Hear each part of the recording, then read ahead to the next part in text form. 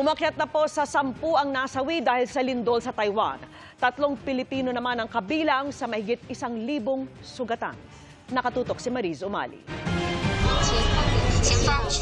Biglang napaatras ang kotseng ito na maganapang 7.2 magnitude na lindol sa Taiwan. Nang biglang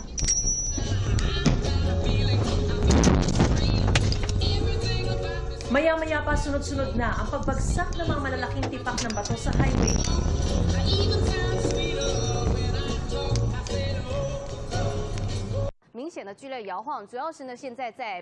Literal na breaking ang balitang ito sa Taiwan. Sa mismong punto ng lindol kahapon, napanood ang pagyanig kahit patila di nagpatinag sa pagbabalita ang anchor.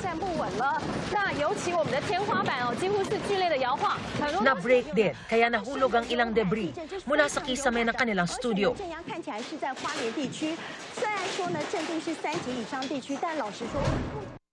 Maging sa mga kalsada, dama ang magnitude 7.2 na lindol.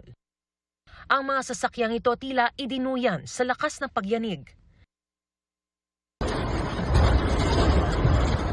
Habang sa tren ito, napakapit na lang ang mga pasahero. Sinalubong naman ang pagguho ang ilang nagmamaneho.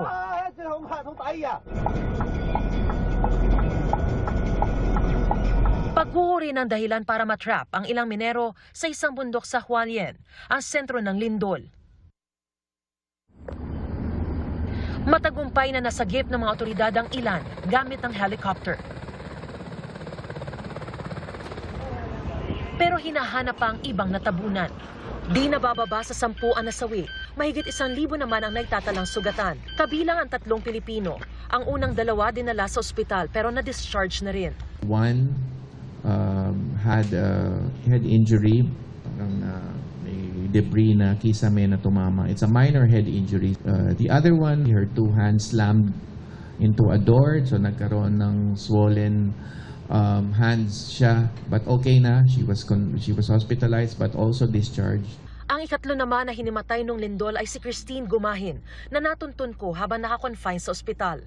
Inatake siya ng mild stroke sa tindi raw ng nerbiyos at takot na matrap sa pinapasukang pabrika. Ate, nilagay ko yung bibig ko na kumatay nga. So, natumba na ako. Sabi ko, Lord, ito na ko sa nagkatapusan ko. I offer my life. Lord, I offer my life to you.